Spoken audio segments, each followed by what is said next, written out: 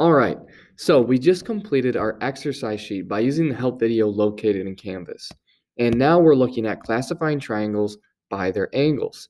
And so we're either going to have acute, meaning that all three angles are smaller than 90 degrees, or we'll have a right triangle, which means at least one of the angles is 90 degrees, or we'll have obtuse, which means that all of the angles, or one of the angles, is larger than 90 degrees. And so here, when we take a look at this first one, they have acute down. Now, why would this one be acute instead of right or obtuse? Well, if we look here, this angle is less than 90, this angle is less than 90, and this angle here is also less than 90. And since they are all acute angles, then this triangle would be classified as acute. All right, let's go ahead and take a look at the next one. We'll do this one in blue. And so it says here, we have an acute angle, meaning it is less than 90 degrees. We also have another acute angle that is less than 90 degrees. But notice here we have a perfect right angle, meaning that it is 90 degrees. And so we can classify this as a right triangle because at least one of the sides is a right angle. And now as we move over to the next one, we see that we have potentially a right angle or an obtuse angle here, not quite sure. And then we have an acute angle and an acute angle. Okay, I think this looks bigger than 90 degrees up top here, but we're going to go ahead and measure it. So I'm going to grab my protractor and I'm going to line it up, and I'm going to see that it actually points to the 115 degree mark. So if this is approximately 115 degrees, it is definitely larger than 90 degrees. Therefore, it is going to be an obtuse angle, making it an obtuse triangle. So we have the first three done. We have an acute, we have a right, and we have an obtuse triangle. And so what you're going to do is complete the rest of these. Remember, if we see that little square there, that indicates a right angle. So I would go through and highlight all of my right angle marks. And then when we have a measure over 90 degrees, just like we see here in problem 3, I would also do that where I'd want to circle it to really point it out, okay? So just a few tips you can use. And then we're going to classify triangles by sides. And so here, taking a look at the first one, we have angles that are not congruent here, but we're taking a look at the sides. So let's see, is this side length matching up with this side length or this side length?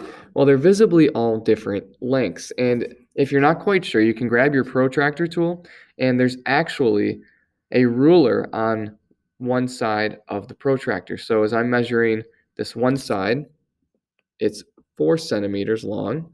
And as I measure this side, it is 2 centimeters long. And then as I measure the final side, we see that it's only 3 centimeters long. So since they're all different lengths, then we can say that this is indeed scalene, because scalene means no side lengths have the same measurement. Now, instead of having to measure all of these triangles out, you can just pay attention to these little marks here. All right, so that mark and that mark indicate that those two sides are both equal, the same length.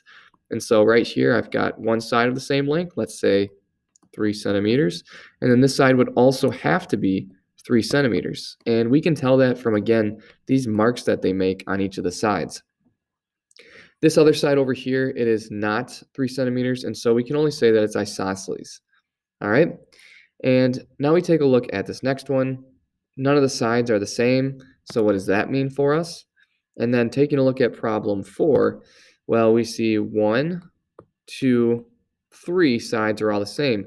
When 3 sides are all the same length and all these angles here are the same measure, we can say that's an equilateral triangle.